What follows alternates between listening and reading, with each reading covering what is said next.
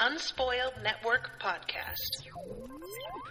This is Spoil Me, covering One Piece, episodes 270, 271, and 200, and you guessed it, 72. In these episodes, Usopp does a little bit of investigating, and by investigating I mean accidentally running into somebody, and finds out that these little big guys are being taken advantage of. Little big guys. You heard it here first. Welcome to Spoil Me.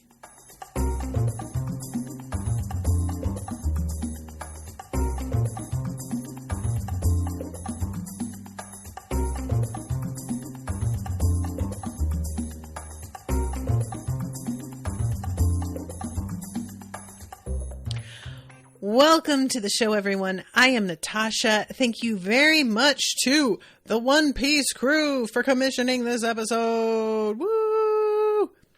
You guys, I'm really enjoying this arc a lot. I just gotta say that.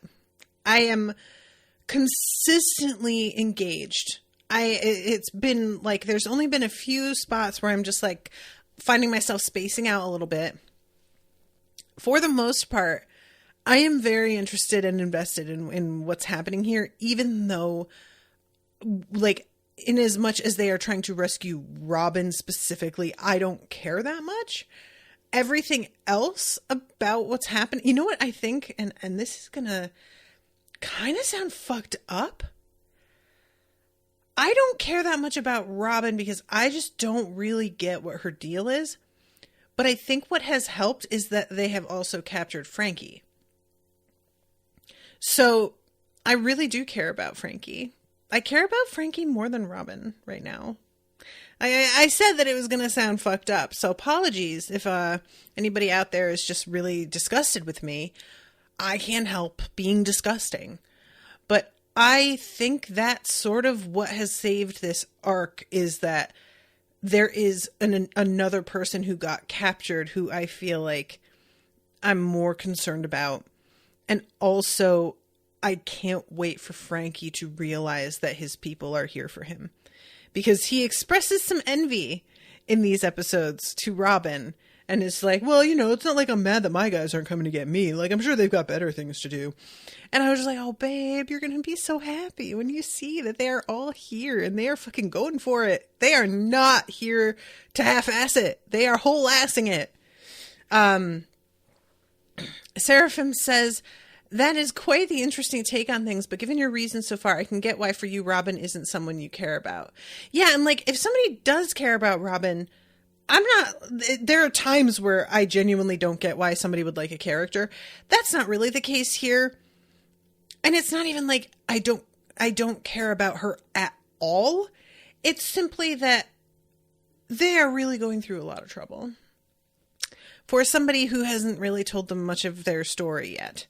And there is a point at which I have to kind of be like, guys, I understand that you want to be the good guys and that you want to show that you have faith in your friends, but also you need to demand a little bit more in return for this kind of loyalty. And you're being very generous with it to people who don't necessarily deserve it. You know, at least with Frankie, the reasoning behind why his people are here for him, it seems a little bit more justified because he was literally in charge. He was their main dude, you know? And even the bull, what are they called? I keep wanting to call them bull sharks, but that's not it. Sodom and Gomorrah, their reason for liking Frankie is just that he didn't eat us. I love it. It's so dumb. But I really do enjoy it. And I do like getting to see their flashbacks later when they're thinking about the moment where he decided not to eat them. And then at one point, the pirates fuck with them. And he's like, you don't mess with my family. That's sweet. That's adorable. You know? And honestly, guys, Sodom gets taken down. It is rough. I was bummed out by it. Y'all know. I have a real soft spot for the imaginary animals of this universe. Y'all remember how I felt about that, like, that sea cow that was like an attack cow that was Arlong's weapon. I was so mad about that. That poor thing. It deserved so much better. So already I'm kind of like a little hypersensitive to it. And then how hard this dude goes. And eventually he's able to sort of like, is it Sodom or is it Gomorrah that winds up going blind? And maybe they're going to recover from that. But ouch, man. You know, I don't like watching this at all. So that also got me pretty invested. It's just like, they're two giant living targets. There is no way to attack and miss them. They're humongous. So it makes sense that they would wind up being in the line of fire. Of course they would.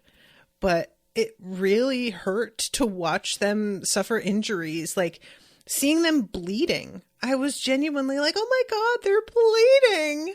And appreciate so much that we've got Chopper here to translate for us and everything. And they are still willing to put it on the line and be like, can go on without me. And they're dead serious about it. I respect it. But, oh, rough. One more thing before I get into the main plot here. I mentioned last time how, because we're in the new arc, we've got a new intro and outro song. And I am really into this intro song. It's kind of frantic. It's very fast paced. I feel like it just suits the show really well. And I like it. The outro, the song is fine. What really caught my attention though is, I didn't watch the whole thing because I know sometimes those can have spoilers in them as well. But the outro now is a bunch of chibi versions of the characters looking up at framed drawings that look almost like crayon or colored pencil drawings of the characters. What is that? What is the deal with that? Initially, I sort of wondered if there was a fan contest and they were like, hey, draw the characters, and if we like them enough, we'll put them in the end credits. But based on the look of them, because every episode ends with a different character being featured in that frame. And I don't know if I were to watch the whole thing, if that changes throughout the end credits and there's several characters that show up.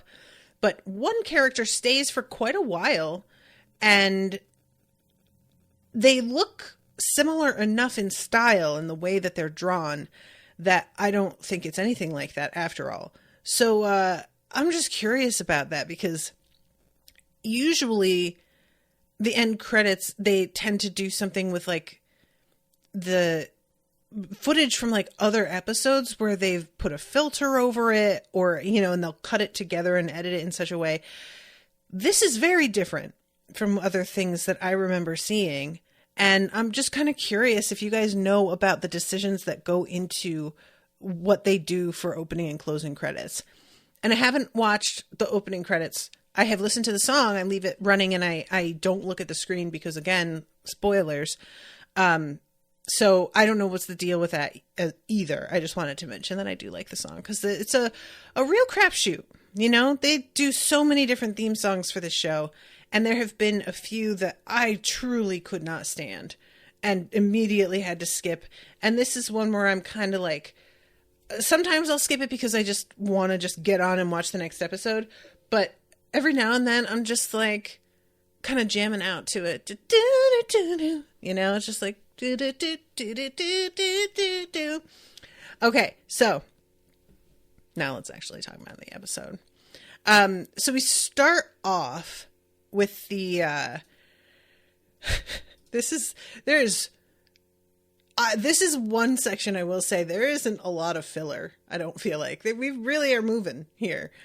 But everybody is kind of freaking out about what they're going to do for Usopp because he got left behind. And what it comes down to is, first of all, I keep having to be reminded that blessed Chopper doesn't understand that is Usopp. He thinks that this is still the Sniper King, and nobody has decided to argue with him about it. What Zoro decides to say is basically he was part of our crew and he has gotten stronger and he can take care of himself, and we have to trust that he will be all right. And honestly, while a part of me gets what they're trying to do here, it was not very long ago where Usopp was nearly killed because he was so far from being able to take care of himself. So, setting aside that Chopper doesn't understand who it is that Zoro's actually talking about, I kind of had an issue with this. I get that what we need to do is like have Usopp advance, level up. We also see Luffy level up, but we don't. The episode ends with him talking about how he has like moved forward somehow with his power, and he is turning red like he's filled with boiling water. But the episode ends before I get to see what comes of that. But I just found it strange that other than the fact that Usopp has like kind of befriended Frankie in his way, there really isn't anything to me to indicate forward movement on his part in terms of his ability to defend himself or get by. So, because just not much has really happened. He got his ass absolutely handed to him, robbed of all of their money, fought Luffy, once again lost, and then decided to work on the Going Merry, got jumped, Frankie was arrested, and now Zoro is just like, he can take care of himself. He really can't. And I don't know why I'm supposed to believe that, because I don't feel like the show has made that feel true in any way. And that is not to say that I don't believe he will take care of himself, because they clearly want me to believe that's true. But it absolutely has not been developed in that direction, in my opinion. So while I am looking forward to what I think is going to be a bit of a level up for Usopp in the way he is able to manage things for himself, I mean, it might only be that he is seeing through the lie that the giants were told, and it might not be in terms of his fighting ability, but the way Zoro's talking about it sounds to me like he's talking about his fighting ability. So it was just a kind of a weird moment where I was like, I want to enjoy this, because Usopp kind of having a little bit of Zoro's respect feels like progress in a way, but I couldn't really enjoy it because I was so distracted at the fact that Zoro was saying something that, if anything, I feel Usopp has displayed the exact opposite is true, that he can't handle himself. He was only up against the Frankie pirates. He wasn't even up against a whole army of people and giants and everything else. And he still nearly died, I don't know. But anyway, Gus says, I think they are art that was sent in for the end credits. Okay. Seraphim says, I don't recall specifically, but if it's the one I think, those opening shots of the crew just kind of chilling in odd situations are based on some of the 2-page color spread chapter covers Oda has drawn that tend to just be the crew chilling together doing random fun things. Okay, so that's the opening shots, which I didn't watch because of spoilers. I don't know if that's cool to watch, and that's what you're telling me, but maybe I can. Gus says, nah, it's the ones in the outro that look like they're drawn by kids. That's what I was talking about. Gabriella says, I think Usopp just has some more confidence now that Sniper King is having his back. Okay.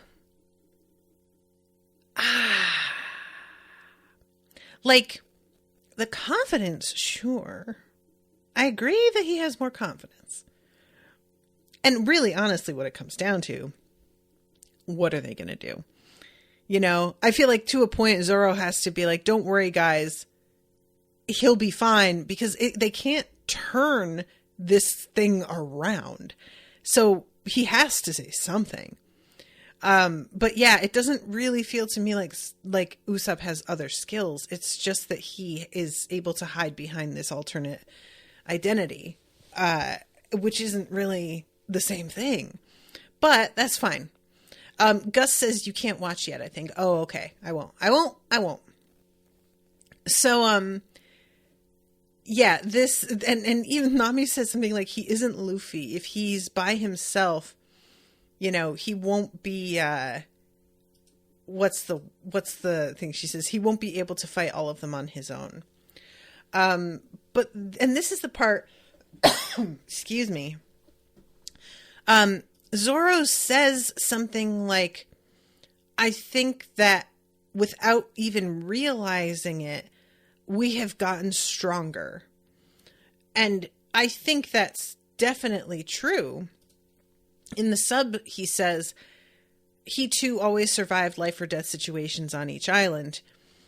And because he's giving that example specifically, that was also part of my issue. I was like, I mean, he did, but barely. He is always the one that has come out in a practically full body cast at the end of every arc. And I don't know that that's necessarily made him stronger. Like, he just happened to have fucking Chopper there to remedy everything, and he doesn't have him with him now. So what it feels like to me is that this dialogue is meant to set up that everybody is going to turn out to be stronger than they were in this arc. Because we also have the baddies amongst themselves talking about who has gotten stronger since the last time they fought and whatnot. So it really seems like the whole setup here is just meant to be everybody is capable of more than they used to be. But I just feel like Usopp, in my opinion, hasn't been shown to actually be capable of more.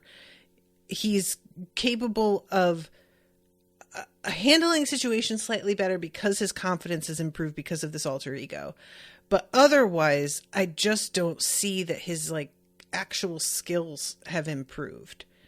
But what can, it's fine. That's what my interpretation is, just that we're getting sort of narratively prepped for what is coming.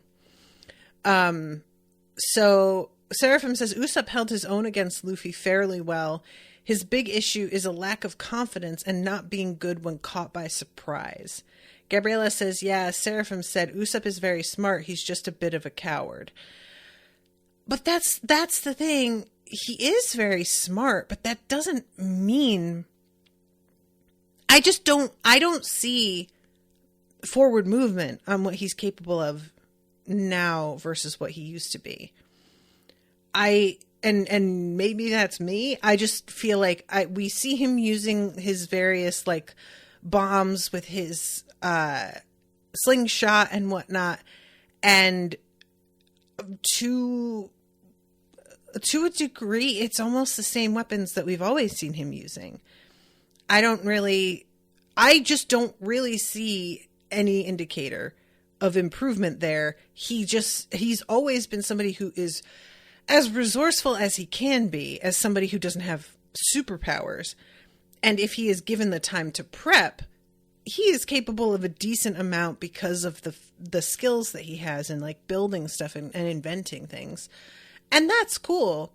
But I just don't really see a lot of growth in that respect. And a lot of even the main thing that I have seen in terms of stuff he's created that is surprisingly effective is Nami's weapon. And it's kind of weird that he was able to create something that's that wild, but he doesn't have any for himself. He gave it to her. And with himself, he still just uses the slingshot, really, is his biggest weapon. So yeah, if we were seeing way better weapons from him, and maybe I'm forgetting something that he has used, that was particularly surprising, but for the most part, it's smoke bombs, it's explosives, it's the same things that he's always used. So anyway, it feels more like we're getting a bit of a clumsy setup that everybody's going to be leveling up soon. And we're including Usopp in that and naming him specifically because there's no option to turn back for him right now. So he has to say something. And we want everybody to be prepared for the fact that our characters are going to have more powers. And it just doesn't really feel like it's organically being shown to me it's just being told to me. So anyway, this is the part when we go over to Usopp, because he got left behind, doesn't know what to do. I love that they have to be like to Chopper, he's a superhero, right? So he'll be fine. And Chopper's like, yeah, that's right. And I'm like, oh, Chopper, bless you. But Usopp is trying to decide what he's going to do. And at first he's telling himself, maybe I should just run away. And then he says, oh, I can't do that. I've got to figure out, I obviously am not going to be able to fight everybody, but I can't just be a coward and bail. So he decides that he is going to make a disguise for himself and use this to sneak past everybody. Operation Disguise Myself as one of the government personnel and pass them by unnoticed. And we get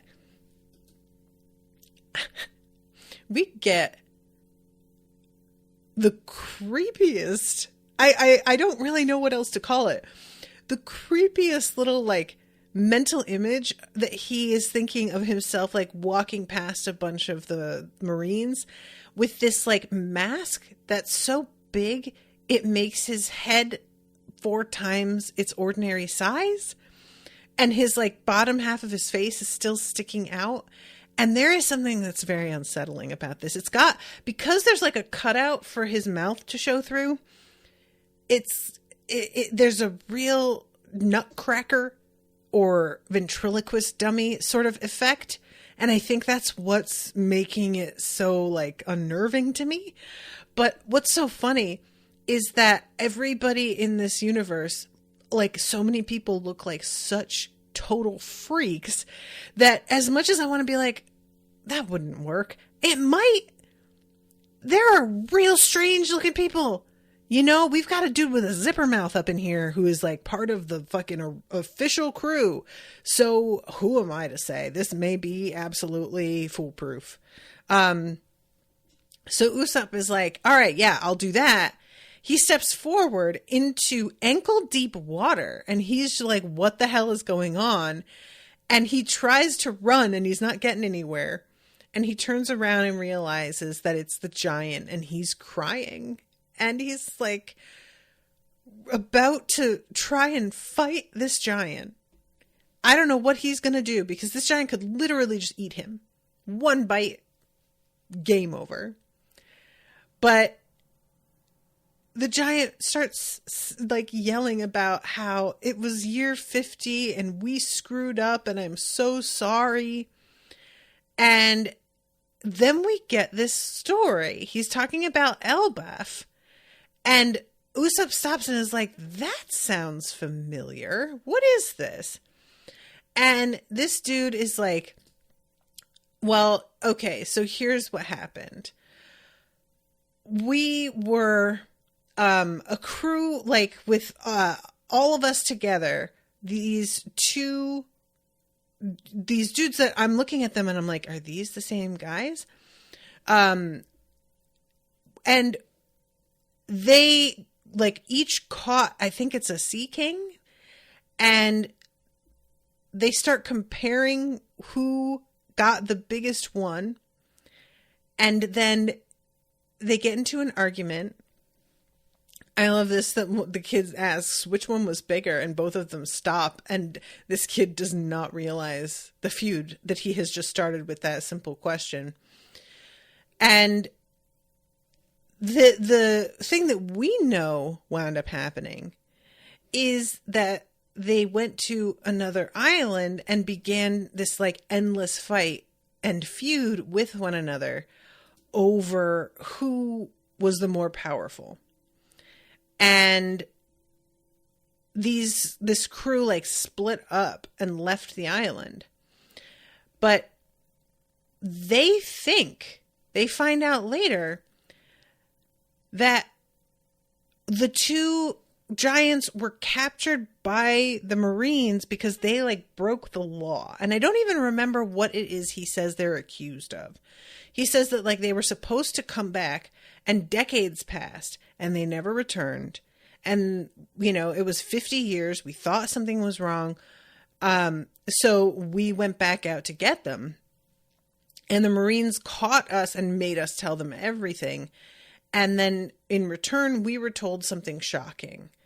That our bosses were confined in the government's large prison is the way it says in the sub. It's not quite the same in the dub, but it's essentially, I couldn't remember if they were told what the crime was, but it doesn't look like they do in the sub, and I can't remember if they do in the dub, so I'm going to assume they don't.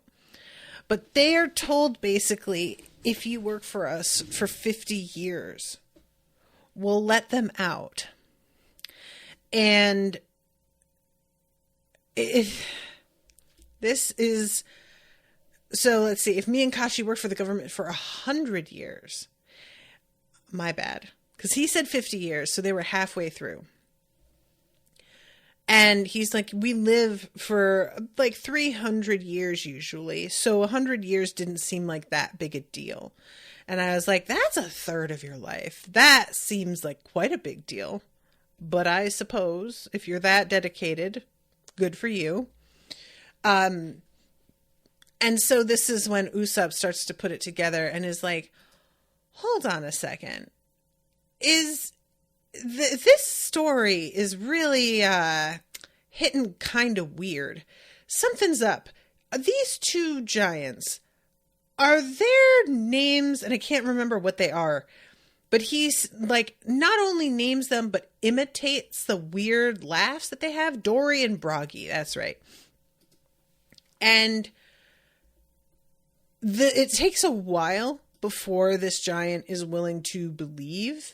This isn't Kashi. I can't remember. Kashi is the one with the beard. This is the one that's got the weird sort of like bob haircut. But it takes a while, and finally Usopp is able to convince him, oh, dude, they're out here on this island still just like fighting and having a good time. They're absolutely not in this jail. We saw them, and it was not even, a year ago. And let's see. Seraphim says, oh, the callback. Bet you never expected that to be relevant again. I didn't. I feel like I mentioned something last episode. I mentioned at least that we had met giants before, and that I was kind of interested in the fact that we were meeting some again. And I mentioned something like, I was like, I don't know if that's going to come back, because they let things go at a very low simmer in the background for a long time on this show and then make a thing relevant again. But I don't know that it was in respect to that. It may have been something else entirely, but certainly didn't think that there was going to be like a direct link between those guys and these guys. So yeah, these two giants have discovered that they have been played. And that is not a thing that you want your biggest, baddest defenders to find out. Like, this is just another nail in the, I am so short-sighted, like the coffin of, oh my God, you guys, I'm so sorry. I'm so bad with names. You know, the face mask guy who I keep wanting to call like Shaban. He just keeps on thinking that as long as he has powerful guys working for him, nobody can do anything to him. And his own personal strength isn't really something that he's that concerned about. He's like vaguely ashamed, but not really in a way that feels like he understands the threat. What did he think was going to happen? Well, I mean, I guess that dude isn't 50. So probably this has been in place before he ever became whatever you would call his position here. Is he a general? So likely if there was another 50 years to go, whatever the aftermath would be, wouldn't be his problem. Probably that would just be, something for somebody else to deal with. But were they just going to be like, oh, sorry, we need another 50 years from you until these guys died? Like, what was the long game on what they would do once these giants began to get a little bit restless and demanding. They don't seem to have put much thought into that. Spanda. Is it Spandam? There's an M at the end, right, Gus? Let's see. I doubt this was him who did this, but does show the overall mindset of the world government. Yeah, and like in that respect, this seems very true. This isn't even just like that much of an exaggeration either. The way that our prison system here in the United States works, and just being like, oh, we promise you something in exchange for X amount. I mean, like, this is honestly the fucking scam in general in the country. Not even to do with just the prison system. So it's extremely depressing. Seraphim says, I don't think Spandam is actually in charge of anything. He's just high-ranking enough that he supersedes any local authority and uses this as his base because it was close to Water 7. Oh, interesting. Okay. I didn't realize that. I thought that he was in charge of this base, basically. I thought that he was sort of... The warden feels like a weird way to say that, but if you're going to go in that direction, yeah, that's sort of what I was thinking his position was here. Okay. But yeah, I do really enjoy the reminder too about the way that the One Piece crew or the Straw Hats leave the island, and how these two giants keep telling them, like, no matter what, keep sailing straight ahead. I had forgotten about how this all happens, and they wind up in the mouth of this giant fish, and these two dudes are attacking it and manage to, like, blow a hole through so that the Going Merry can just fly through a giant tunnel made out of a dead fish, basically. I forgot all about this. So yeah, that's pretty intense. So when we come back to the present, we've just got a team up here happening that I even was like, I kind of like these giants, and maybe they could be our friends, and I didn't think it was going to happen. Sorry, that was my lip balm toppling over. But I'm really happy that it looks like it's going to happen. It looks like they're going to be our buds after all, and they're on our side. I don't know what that looks like beyond this, because frankly, my main question, how do these giants get anywhere? Like, we see them on ships. In these flashbacks, Oimo, that is his name. Thank you, Seraphim. They're on ships, so they must have some big ass ships, and I would very much like to see one. I am interested, but like, how are they getting away from Ennis Lobby? Because it doesn't look like there's a ship that's going to be adequate. They'd have to build one, I suppose. We've got a bunch of shipwrights here. Maybe they could pull it off. I'm getting in the weeds. I'm sorry. So this is when we have the attack on Sodom, which was just very upsetting. I hated this so much. I appreciate it, at least when he falls, that he starts falling on a bunch of the Marines. And I was just like, yeah, that's what you get. And then we have a short scene on top of that building. We're still with Luffy and with the bowl guy who ate the door fruit. I said last episode this guy was kind of OP, and I mean, I didn't even know what he was capable of. First, he's talking to Luffy about the fact that what he's doing is a, as he calls it, world-class crime. This is the capital, basically, of the power of the world government. And there are something like 170 countries involved with keeping this place going. And the fact that you guys busted in here means that every single one of them is going to be taking this as a personal insult and coming after you. And Luffy is like, I'm sorry, I really just don't see the relevance of what you're telling me to my goal, which is to get Robin out of here. You keep talking about all of these like consequences that I have to worry about. And I just don't really give a shit. I don't know how else to say that. I could not help but laugh. Luffy has no time for this guy. And this dude, honestly, is like, I won't say trying to do Luffy a favor. It's more that he seems like a person who, he kind of reminds me of the pirates a little bit, to be honest. Or not the pirates, the giants, where it doesn't seem like he really wants to fight. He is willing to, and he can, and he's not like a bad fighter, obviously. But he just seems to be somebody who's like, if we could just have a conversation and deal with it that way, it'd be a lot easier. Then we don't have to go through all this. And it doesn't obviously ever work with Luffy to try and have a conversation. That's just not going to work. So Luffy begins attacking him, and right out of the gate, he manages to like send this dude flying, even though he uses Iron Body. We see flecks of blood spraying, and his eyes go white, and he gets shoved back a good like 30 feet. And we have him saying, I don't remember him being this powerful when I fought him back in the mansion. And the episode pretty much ends on the two of them in the midst of their fight.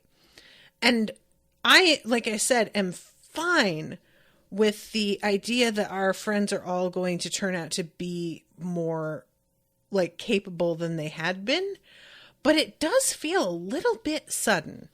I feel like it might work better if Luffy were going back up against a foe from like 2 arcs ago, but because he's going up against somebody that he like just fought what feels like a day or two earlier, it does seem a little bit strange how fast this is happening.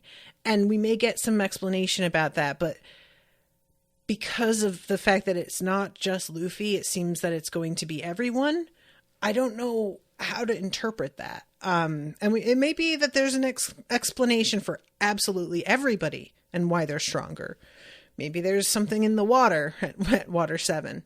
But it was just an odd thing for him to have made the kind of forward progress that a person he had just fought could feel the difference immediately.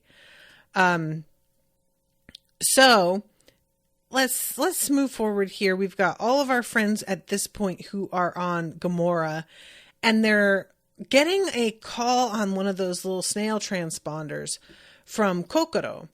And she says, hey, I forgot to tell you something. And I love Nami's response. And she's just like, that doesn't feel like something that's good news. You're right, Nami. Anytime somebody's like, oh, hey, I forgot to tell you, and they have that tone of voice, it's bad news. It's going to be bad news. Did you see on that map that Polly drew, there's no path from the courthouse to the gates of justice? And I love Sanji being like, yeah, I did notice that, and I just didn't really want to ask any questions. She says, the courthouse has a tower on each side, and on the top floor of each, there is a lever. And if you pull them, a drawbridge will come down from the courthouse to the gates of justice.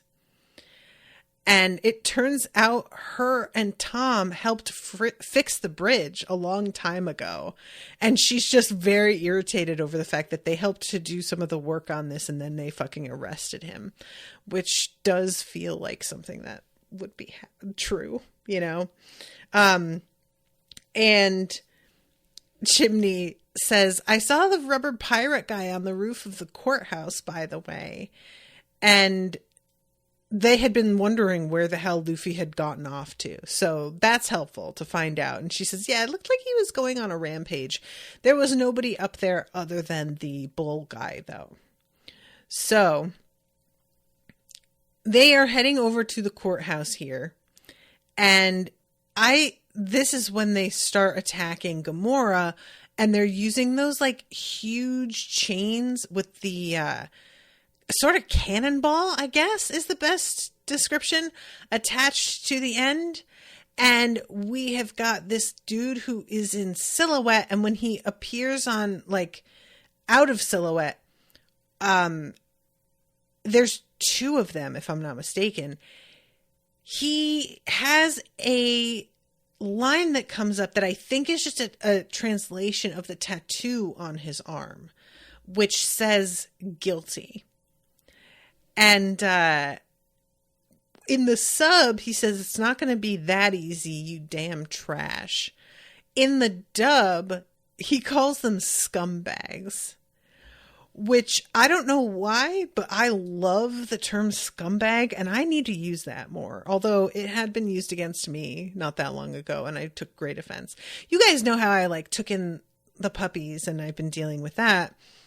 And I have a pretty small house and already had 2 cats and a lot of extremely expensive electronics that I need for my livelihood. And I couldn't bring all of the puppies inside. They are destructive as hell. And we were getting that cold snap, and I was posting asking people, because I was trying to fundraise to get a heater for the doghouse, which I did get. But I was so worried because I couldn't bring them all in. And I was like, what was I going to do to keep them warm and safe? And somebody on my Instagram, where I was asking for help, said, bring them inside your house, you cheap scumbag. And I was like, ouch. And I didn't take it as personally because they clearly don't get the situation. I think if anybody came here and saw what I'm working with, they would be like, oh yeah, no, there was no way. But it's very easy from the outside to just be like, just do the thing. And then what? And then what? But anyway, scumbag, I feel like, is a nice, it's first of all not gendered, so right there. And there is something very satisfying about the syllables and the hard K sound in there. It just works really well. Let's see. Seraphim says, I think the implications with this is back at the mansion. The crew were still confused, unsure what was going on, and had no idea what they were dealing with, so weren't really at their best. Now it's very simple for them. Huh. Okay. I don't get that at all, I'll be honest. Gus says, it's partly a callback to Nami and Iceberg's conversation. Now that they know it's okay to save Robin, their strength will have no limit. Not literally, but basically saying that when they were unsure of what her intentions were, they are less strong because they are hesitant. Okay. I think you guys are right in terms of that being what the show intends, but I have to admit I didn't really read it that way. And based on the way that Nami keeps on talking about, now there's no limit to what we can accomplish, I think that is what they're going for. But because there's no limit to what we can accomplish now that we're working together is just a vague sort of sentiment in a lot of things, like a lot of media, about just now we have a goal and we're all working together for it. It doesn't come across as we are each going to personally be more powerful. It just sounds like working together, we're going to be able to do something that's pretty impressive. And breaking into Ennis Lobby, especially this has never been done, is hugely impressive. That's already, they're doing something that has never been done, according to what we hear later. But it's just, that was not at all how I heard it. And so I think y'all are saying it the way they mean it, but because I am so used to hearing that sort of platitude, it didn't really occur to me that it was literally going to be true. So, okay. I accept it, but grudgingly, because that feels kind of lazy to me. But it's fine.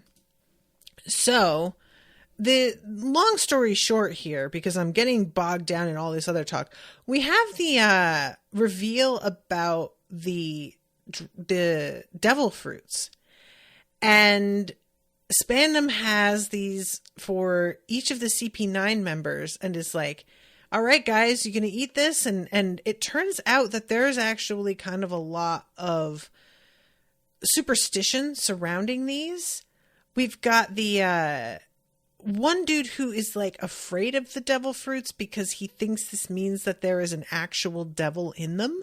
And that there is a devil in him as well. And if he gets too close to them, the devil in him is going to fight the devil in the devil fruit, which is honestly the weirdest thing I have ever heard. I do appreciate, I think it's Lucci who is just like, you're part of an intelligence agency and you really think that's how this works? Are you serious? Okay.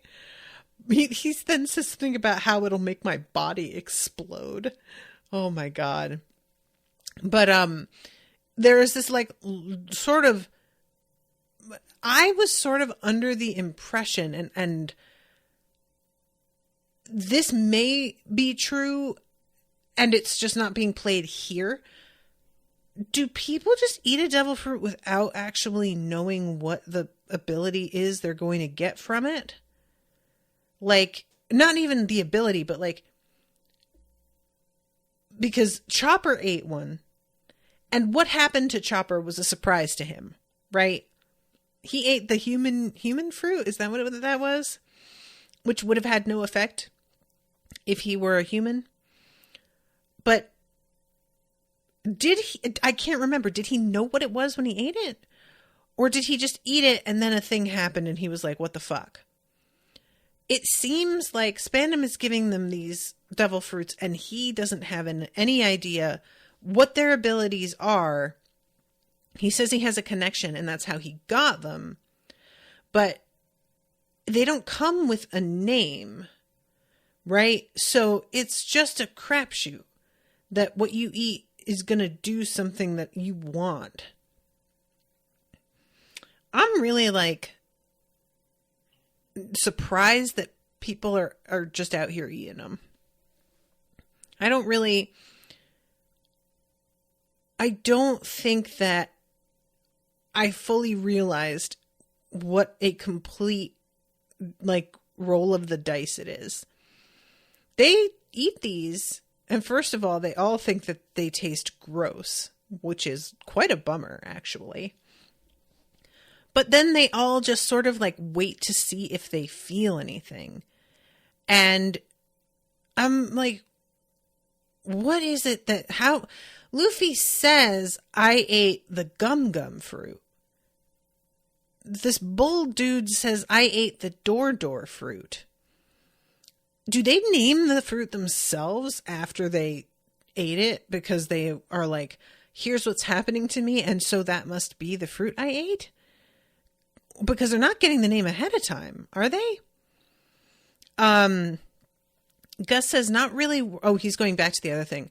If you're not sure your friend wants your help and it really looks like they're betraying you and they won't give you a reason why they're doing what they're doing, in that situation, you'd probably be unsure if you should help them. Seraphim says, sometimes it's very hard to mistake a devil fruit for a regular fruit. As to Chopper, given he was just a regular reindeer, I doubt he had thoughts much beyond, I hungry, that looked like food. True. Shanks was the one who told Luffy what the name was after he ate it. Okay. So Shanks knew what the fruit was and what the effect would be. So does Spandam know what the effects are going to be and he's just keeping that to himself until they eat them? Or is he just getting a box of them and somebody's like, no, trust me, they do something. I don't know what. It just feels like so very, like I said, it's a roll of the dice that I would find personally very nerve-wracking, because you genuinely don't know what you're going to wind up with. And some of these powers are not a thing that I would particularly want. Like, we've got that dude who could turn parts of his body into explosives. I feel like that's not ideal. Like, it's something that you can use for sure, but it feels like there's going to be a lot of potential destruction happening before you learn like to control it or how it works. But anyway, they eat them and it doesn't seem as if they know what to make of it. By the time they're done, it's like they're sitting there trying to figure out how, if they feel anything different, and we don't see a development yet from them. So I'm sort of thinking that whatever it is they can do will just begin to manifest all of a sudden in the middle of a fight.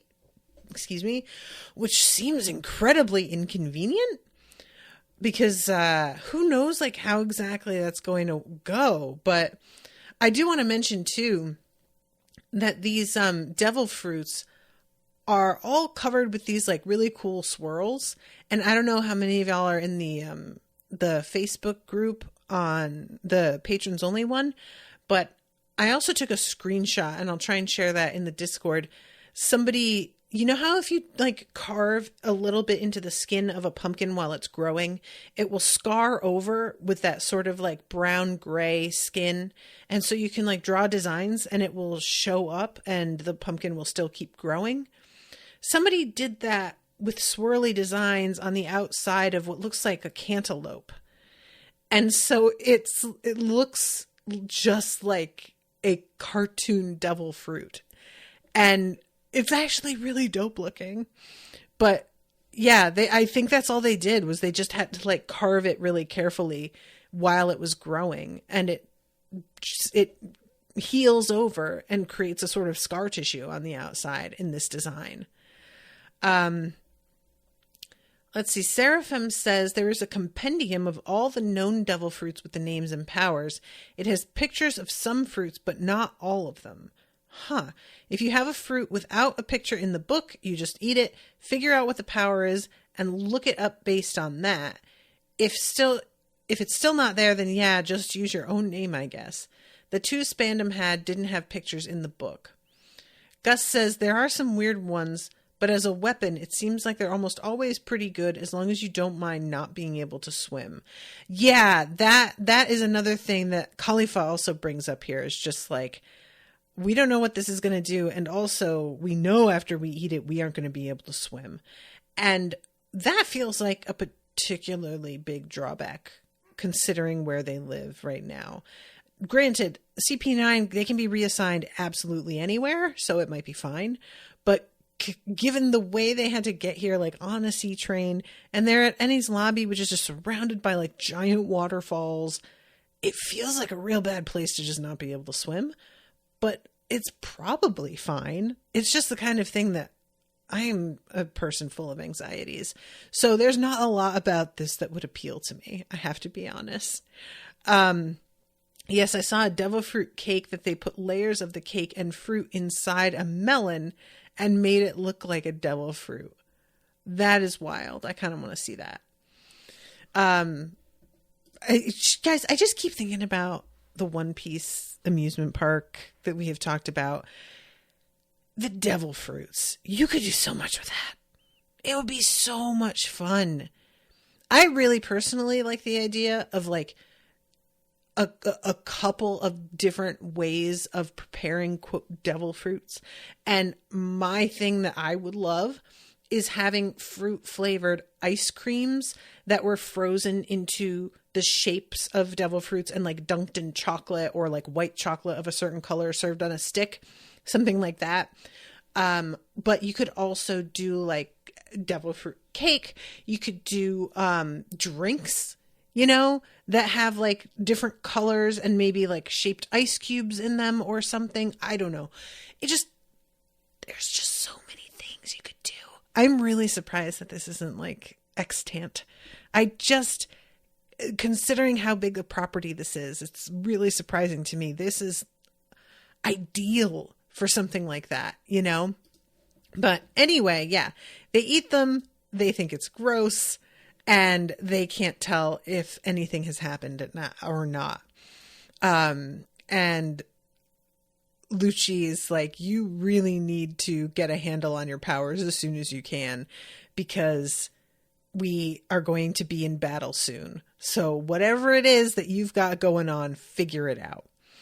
Meanwhile, Bluno is with Luffy and they are still fighting. And Bluno keeps being just like, damn, this kid is like better at this than I thought. But then he does something, guys. He uses the door fruit. He comes out of the ground. He has made a door that caught Luffy. And then he slashes Luffy across the face. And Luffy's face, he says revolving door, his eyes begin to spin, just like the eyes and nose.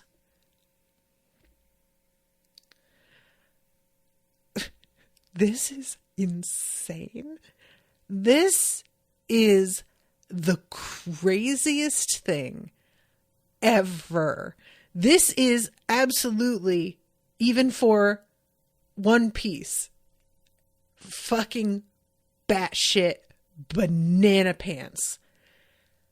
His eyes and nose are just spinning around on a swivel, and poor Luffy is like dizzy, and he's not even moving. It's just that part of his face that is moving. This is just fucking nuts. I was watching this, like, it took me a minute to really even understand what I was seeing. And then poor Luffy is just like, what's going on? I'm not moving, but I feel so dizzy. And you just see Bluno like passing by because they go from his POV for a second. Truly, he kicks Luffy. And we see like a big piece of the wall come off because he uses Tempest Kick, which is essentially like, it works similarly to, in my opinion, to like Zoro's ability, where he's able to slice things. And Luffy like manages to sidestep it. But it is a real, like, quite a disadvantage to just have somebody who is able to cut your face into pieces and spin them around. That is just, I can't, you know, like, up till now, I think Robin's ability has been the one that freaked me out the most, because she was able to make her hands grow out of your body, which is rude. Just really like, ugh. I feel like this wins. This is worse. Eventually, the door closes, as he puts it, and the door, you know, it stops spinning. But he could just do this in, like, all these different places in your body. I mean, what the fuck? I can't imagine the ways you could use this. I don't even know what to... This is just... Oh my god, it's crazy. So then we get the absolutely beautiful scene. First, Spandam is like sitting in his office looking at that gold the transmitter, and like it does the buster call, and fantasizing about using it, and somebody busts into his office and scares him and almost causes him to press the button. But they're here to be like, hey sir, we have a transponder. They're trying to get a hold of you. And he's like, why didn't they just call my office? And he's like, looks over and realizes that it's off the hook. And he decides that he's going to really posture in front of Robin and Frankie and have them deliver the report on how things are going in front of them, because he wants to cow them and doesn't realize just like what's happening. So he's ready to lord it over them, very excited for them to hear about like how their friends were killed probably. And I love, eventually this dude is like, we've lost about 2,000 troops. And Spandam says, what? Not 5?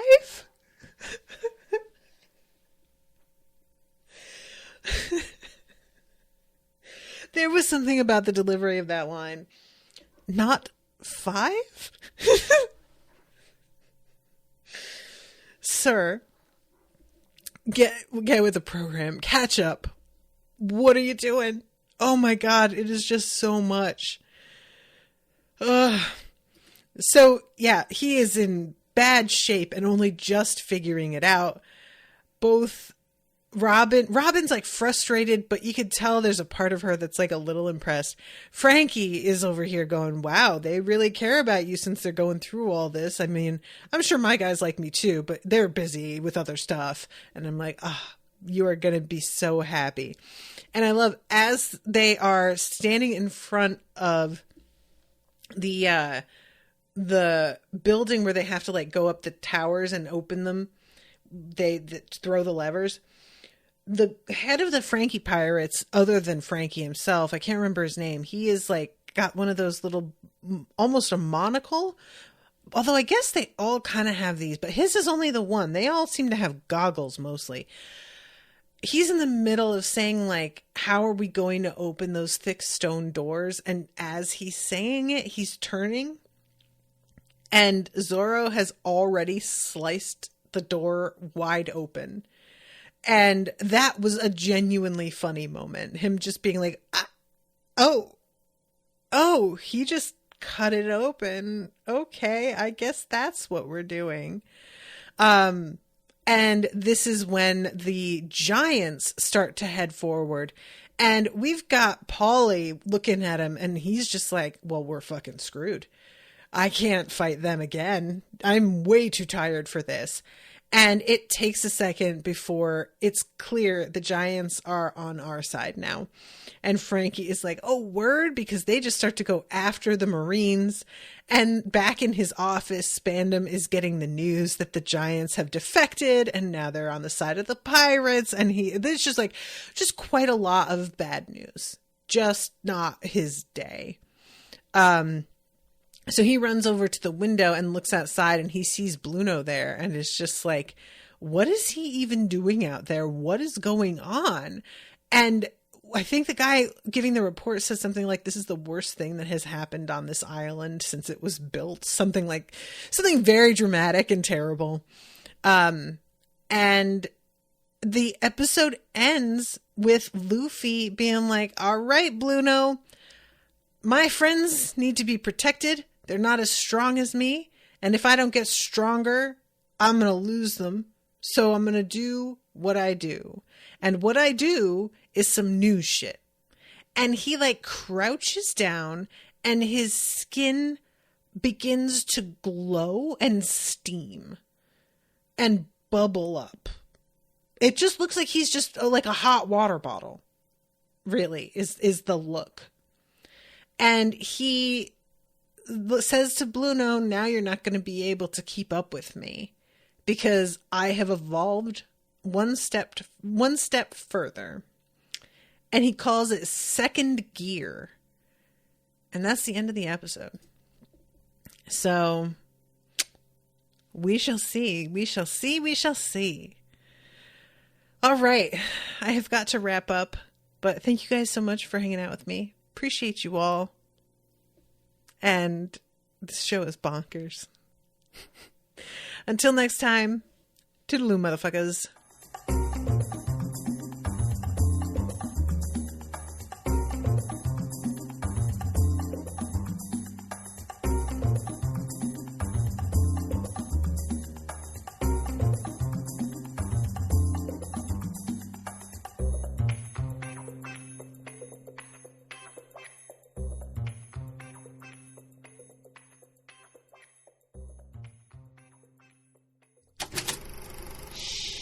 That was an Unspoiled Network podcast.